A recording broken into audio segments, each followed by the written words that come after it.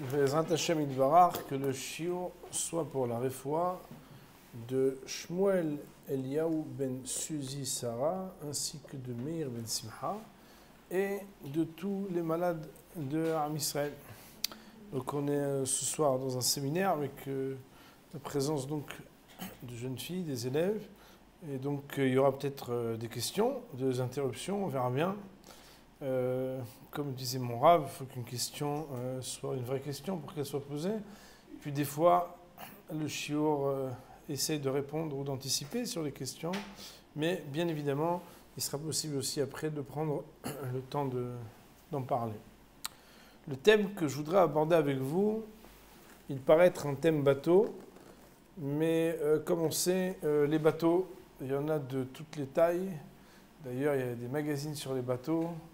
Il y a des petits bateaux, des grands bateaux, et tous les fondamentaux, toutes les choses qui paraissent basiques, en fait, renferment en elles des choses beaucoup moins basiques.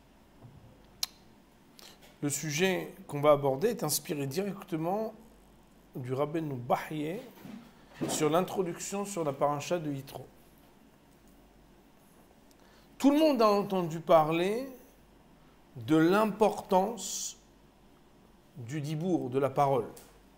D'ailleurs, dans le Maharal, Netivot Olam, premier chapitre sur le langage, il cite ce fameux verset dans Tehilim qui dit Ahaim ve'amavet beyad alashon. La vie et la mort se trouvent dans la main de la langue. Et le Midrash d'ailleurs, de dire, enfin, la Gemara dans Erchin, Daftedvav, Amudbet, de dire Amar Rav Hama bar Hanina. Qu'est-ce que ça veut dire que la vie et la mort sont dans la main de la langue? Est-ce que la langue a une main? Je ne peux pas tirer la langue, mais vous savez bien, chacun, que vous avez une main, vous avez une langue, mais nous n'avons pas de main dans la langue. Pourquoi Shlomo HaMelech, dans les proverbes, a-t-il choisi de dire que la vie et la mort sont dans la main de la langue? Et la Gemara de dire Mayad memita aflashon memita. De la même manière que la main tue, la langue aussi peut tuer.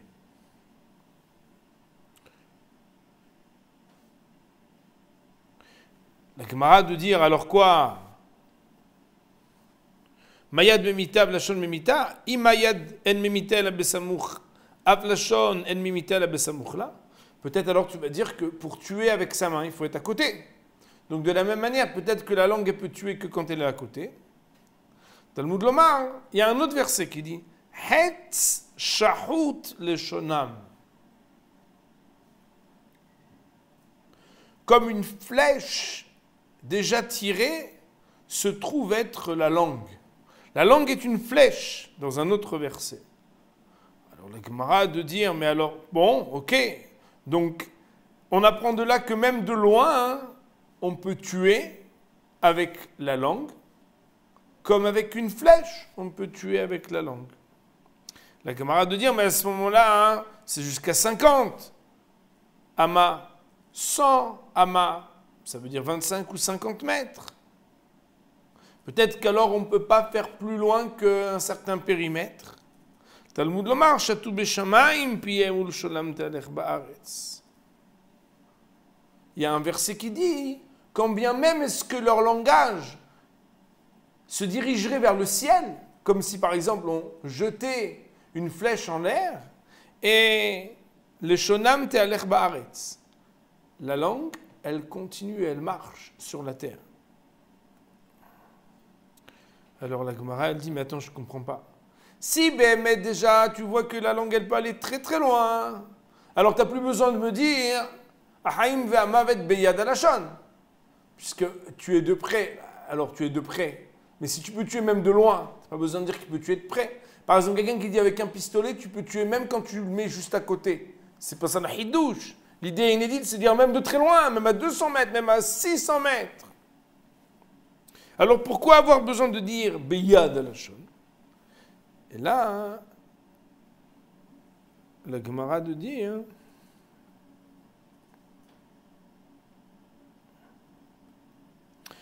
de Amarava, de Baechaye Belishna, de Baemita Belishna.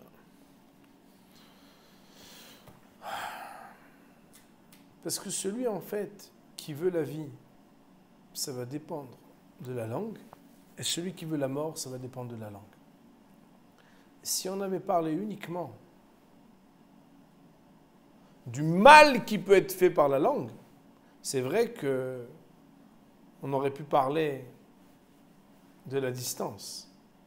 Mais comme on veut dire aussi que pas seulement le mavet, pas la mort seulement, mais aussi la vie va dépendre du lachon, ça c'est indiqué par le verset qui dit que Haim va mavet beyad lachon. Nous avons donc appris dans cette introduction que quelque chose de la vie ou de la mort dépend du langage. Et il est trop fréquent, quand on parle du langage, de parler de la gravité du lashon hara, de la rechilut, d'une parole qui est négative sur quelqu'un, que le fait de colporter quelque chose de négatif est mauvais. Mais par contre, on ne parle pas assez de ce qui s'appelle la parole, qui est une parole de vie. Et donc, ce soir, je voudrais parler avec vous de ce sujet. Comme le mot positive, il est utilisé de manière parfois déplacée. D'ailleurs, une fois, il y a quelqu'un qui m'a dit « Ah, il y a quelqu'un qui a fait un cours en citant quelque chose qu'il avait entendu dans votre shiur, et c'était sur la pensée positive. » Alors, je dis « Vous êtes sûr que ça vient de mes shiurim ?» Alors, il dit « Oui, personne vous a cité, c'était une élève à vous, je ne sais pas quoi, qui donne de shiurim. » Je lui dis « Mais dans la Torah, il n'y a pas de pensée positive et pensée négative. » Dire positive, c'est... Donc c'est la raison pour laquelle, quand on va parler de la parole, on va dire la parole de vie. Puisque de toute façon, ici, ce qu'on parle, c'est Haïm. Alors, puisque nous avons introduit le sujet, je vais vous lire un verset qui est dans le livre de Michelet. Et je vais vous dire la vérité, ce texte, moi, il m'a beaucoup ému quand je l'ai étudié. Le verset nous dit Marpeh lashon etz haim v'selef ba shever baruach. L'adresse, ceux qui le veulent, c'est dans les Proverbes du roi Salomon, 15e chapitre, 4e verset, donc Tedvav Dalet. Marpeh lashon etz haim v'selef ba shever baruach. Marpeh, ça veut dire le remède. On retrouve la racine Resh Pe Aleph, qui est la racine du mot refoua, qui veut dire la guérison. Marpeh, c'est le remède. Marpeh lashon, le remède du langage, de la parole. Etz haim est un arbre de vie. Veselef ba, selef, en français c'est un peu facile à traduire parce qu'on peut se rappeler, selef, c'est quand c'est falsifié. Selef, falsifié, c'est un peu les mêmes lettres, bien évidemment. On est en français, on est en hébreu. Mais quand on dit par exemple Salef ou Ya'aver, quand on parle du shohad, il va falsifier. Quand on falsifie la parole, c'est-à-dire qu'on dénature la parole, donc cette dénature, shever beruah, brise l'esprit. Bien évidemment, comme je l'ai dit d'ailleurs à un de mes talmidim qui écoute ce shiur et avec lequel j'ai préparé en partie ce dont on parle ce soir.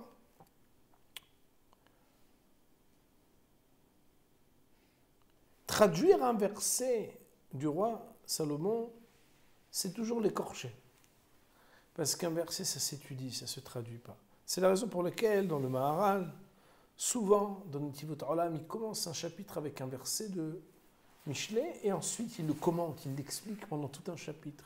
De la même manière, Rabbeinu Bachye, dans ses introductions, comme j'ai l'habitude de le dire dans ses introductions sur la paracha, alors souvent, il cite un verset du roi Salomon dans Michelet, dans les Proverbes, et il le commente.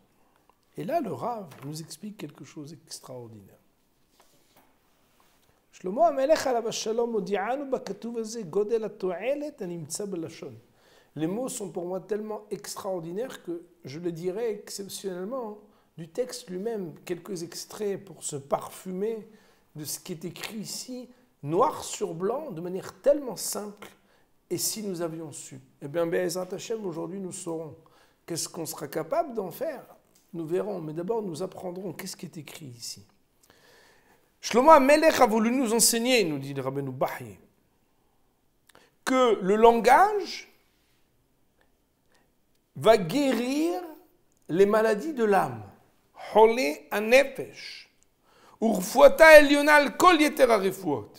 Et que le remède qui passe par le langage est plus élevé que tous les autres remèdes que nous pouvons trouver. Pourquoi? Il nous dit le Rav. Yeter refuot asamim ve'amis'adim ou asavim, car le reste des remèdes, il faut trouver des composants. Samim, c'est, vous savez, toutes ces encens, toutes ces mis'adim, il faut faire des potions, des choses à manger. Asavim, des verdures. Inem refuah mesupeket imitrape baem aholeim lo. On est en plein dedans.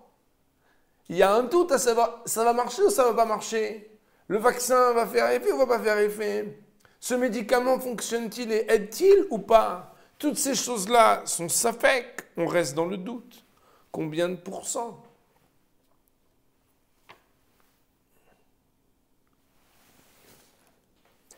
Il nous dit, Rabbeinu Bachye,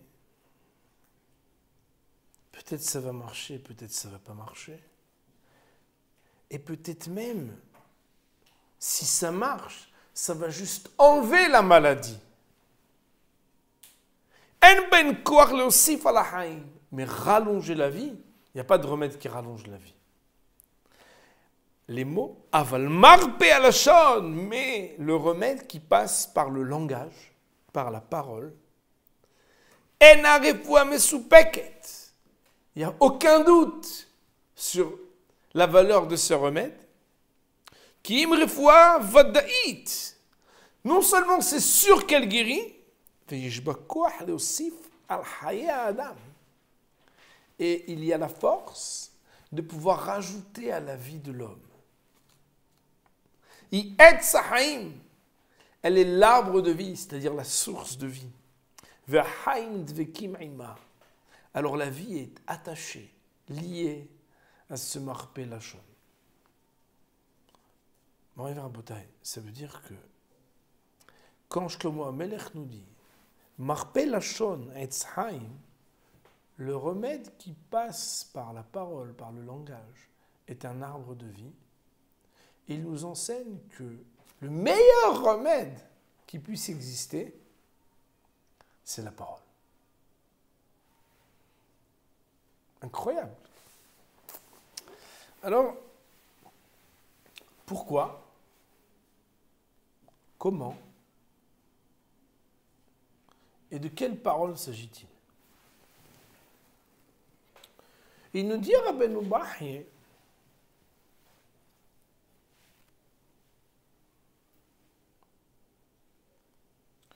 en citant un autre verset des Proverbes très intéressant. Ce verset, il nous dit, écoutez bien les mots,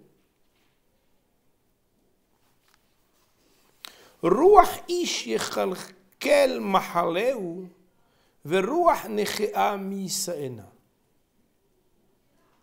L'esprit de l'homme pourra faire supporter sa maladie. Un esprit, sous-entendu par contre, attristé, qui pourrait supporter? Nous explique le Rav, chaque fois que quelqu'un a une maladie du corps, il a forcément aussi une itmodédoute, c'est-à-dire une épreuve spirituelle. D'ailleurs, mon Rav Rabotai, comme vous le savez, quand quelqu'un est malade, ça lui met un coup. Mais pas seulement un coup parce qu'il a mal au ventre, parce qu'il a de la fièvre, parce qu'il est fatigué. Ça lui met un coup sur son moral. Et alors, nous dit Rabbeinu Bachye, s'il a un bon esprit, si spirituellement il a des ressources, ben vous savez ce qui se passe. Il nous dit, le Rav, il pourrait supporter de ne pas bien manger pendant quelques jours, de ne pas bien dormir pendant quelques jours, de ne pas bien respirer pendant quelques jours, de devoir tousser pendant quelques jours. Parce que tant qu'il lui reste un esprit positif, un esprit d'espoir, alors, quelque part, la maladie ne le gagne pas. Elle gagne peut-être du terrain, mais elle ne le terrasse pas. Si par contre, nous dit le verset, il s'attriste en même temps qu'il est malade. Il s'affaiblit spirituellement en même temps que son corps ne s'est affaibli. Alors là, mi-scène, qui c'est qui pourra le porter?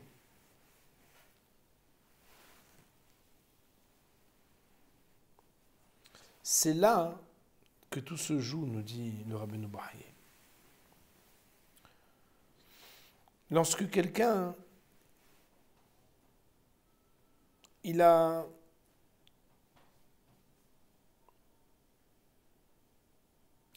des fautes ou des fois mauvaises, pas des mauvaises fois. Il appelle ça averot ou emunot ra'ot. C'est quoi averot ou emunot ra'ot? C'est lorsque quelqu'un il est souillé par des fautes ou bien il donne sa confiance et sa foi dans des choses qui ne le méritent pas. Alors, lui, il a ce qu'on appelle une maladie de l'âme. Ce n'est pas une maladie du corps. Cette personne-là, son sort est pire que le sort de quelqu'un qui est malade physiquement. D'ailleurs, j'en parlais l'autre jour avec quelqu'un qui connaît bien les services d'oncologie. L'oncologie, c'est la prise en charge des gens qui ont la maladie Bar-Minan.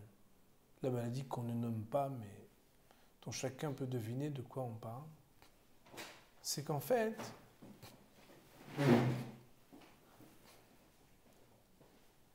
il est très important de permettre à celui qui est malade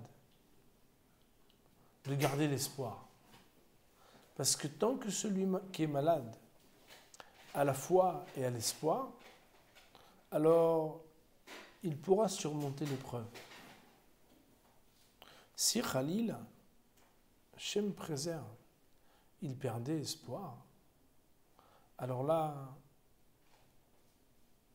même s'il est en bonne santé, il est gravement malade. Pourquoi? Parce que quand quelqu'un n'a pas d'espoir, de projet,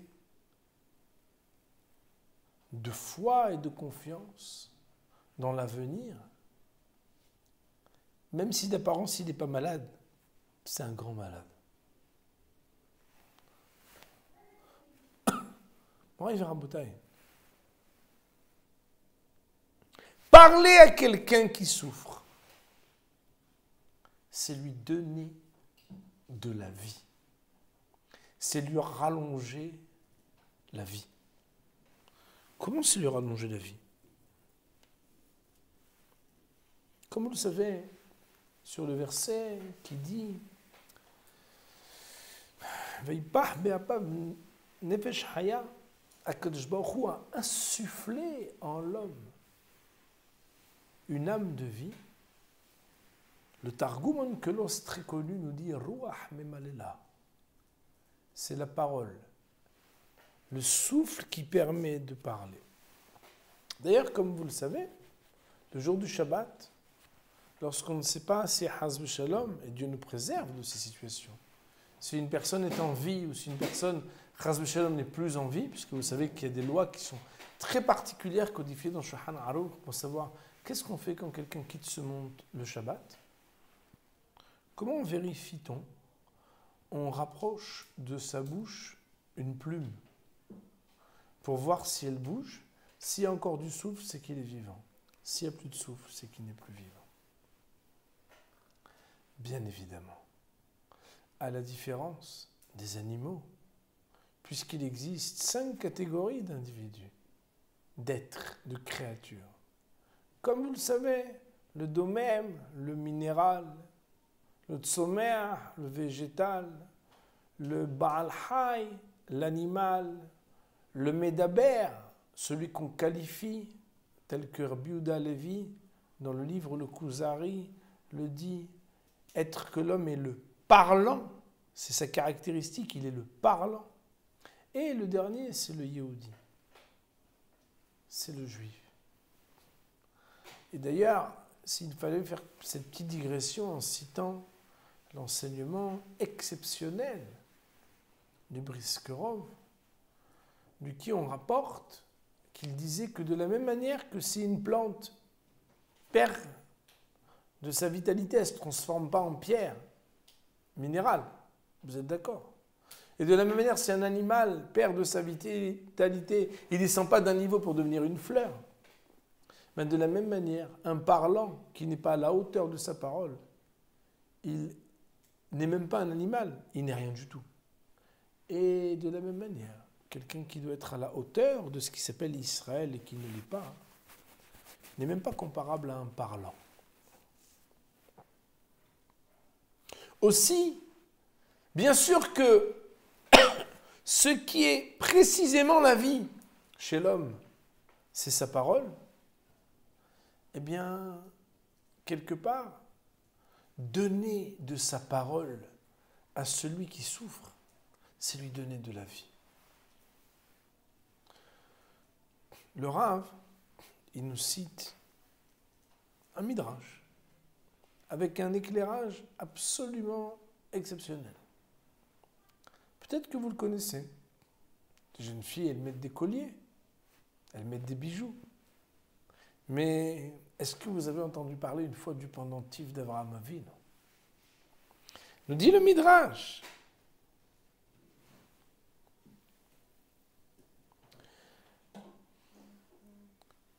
Avraham Avinu, Margalit Aïta Tluya Betsabaro. Il avait une pierre précieuse qui était attachée sur son cou. Chez Kol Cholé, chez Roé Ota, Miyad Mitrapé. Que tout celui qui voyait, qui regardait cette pierre précieuse qui était sur le cou d'Avraham Avinu, était guéri. Ou que chez Niftar Minaola, mais lorsqu'Avraham Avinu a quitté ce monde, il a pris ce pendentif, ce bijou qui était à son cou, et il l'a accroché sur le soleil, nous dit le Midrash. Demande Rabbeinu Bahi, c'est quoi ce pendentif d'Avraham Avinu? De quoi parle-t-on? Vous comprenez bien qu'on n'est pas en train de parler d'un bijou qu'Avraham Avinu avait. C'est pas ça dont on parle. Biurze, il nous dit le Rav, c'est qu'en fait,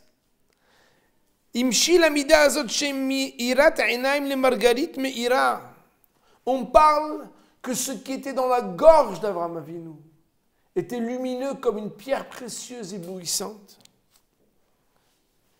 C'est que tout celui qui entendait les paroles d'Avraham Avinu, s'il était malade, il guérissait de sa maladie. Lorsqu'Avraham Avinu a quitté ce monde, il n'a trouvé personne qui puisse continuer à démontrer la Elokut, la présence d'Hachem, aussi fort que lui. C'est la raison pour laquelle il a laissé la nature éblouir. Cette lumière n'était plus dans la gorge d'Avraham Avinu, car il quittait ce monde. Nous dit Rabbeinu Bahi, Abraham Avinu avait découvert et pratiqué ce qui est dans le secret de la parole, qui fait que quand quelqu'un a une humeur, un moral qui est au plus bas, la parole lui donne la vie.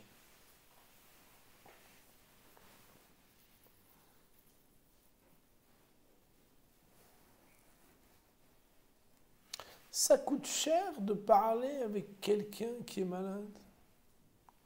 Ça coûte pas cher. Que ce soit au téléphone ou que ce soit en présence. Quand quelqu'un souffre, lui parler des bonnes paroles lui redonne la vie.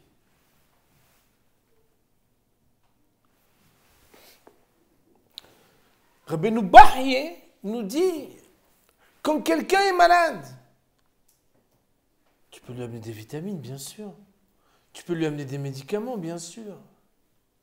Mais tu peux lui donner la vie. Tu peux lui donner quelque chose qui est ma'arich yamav. Quoi? Des paroles de Emouna. Des paroles de vie. Marpé Lachon. Akadosh Baruch Hu est avec toi. Nous prions pour toi. Nous t'aimons. On sait que c'est difficile, mais on sait que tu es fort. Tel que c'est venu, ça peut repartir. On va s'occuper de tout faire pour te donner des srouillottes. Et qu'est-ce qui se passe? Nous dit le verset. Ruach ish yechalkel mahaleu. Si il a un bon esprit, sans manger, sans boire, il pourrait supporter encore. Pourquoi? Parce qu'il reçoit l'espoir de la vie.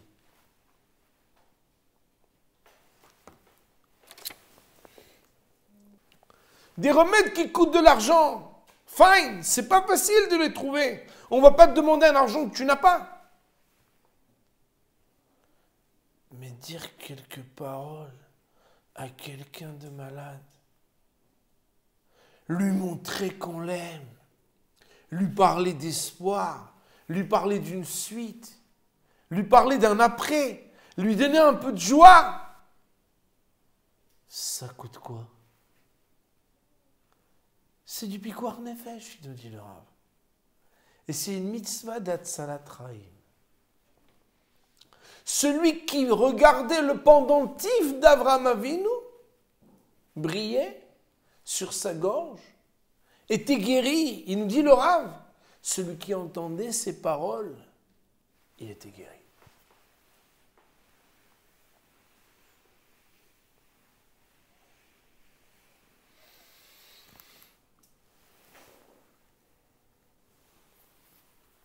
Une parole de vie, c'est une parole d'amour. On t'aime, tu es important pour nous. Comment tu te sens? Qu'est-ce qu'on peut faire pour t'aider? Ça s'appelle une parole de vie. Tu fais de la peine, c'est pas une parole d'amour. Vous êtes d'accord? Oh là là, je suis triste pour toi, c'est pas forcément une parole d'amour. Je suis à côté de toi, je te prends la main. C'est une parole d'amour, même sans parler. C'est montrer à l'autre qu'on l'aime. C'est vrai, il y a des gens qui disent je t'aime plus facilement que d'autres. C'est vrai. Il y a même des gens qui acceptent qu'on leur dise je t'aime plus facilement que d'autres. C'est vrai. Il y a des malades sympas. Il y a des malades un peu plus compliqués. C'est vrai.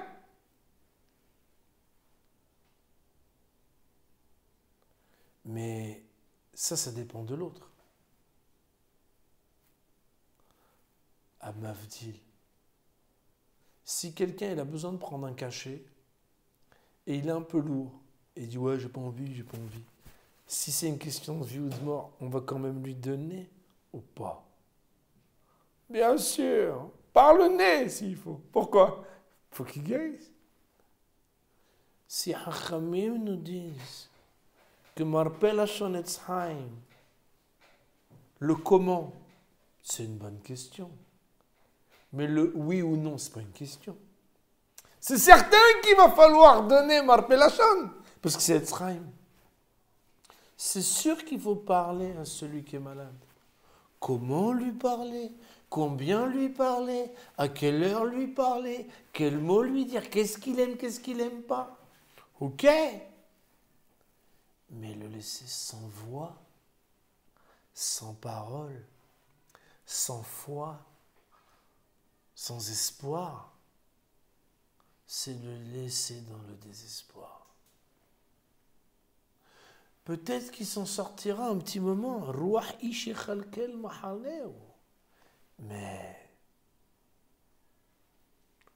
dès que Ruach nechea misaena, dès qu'il sera un peu brisé, c'est très dangereux.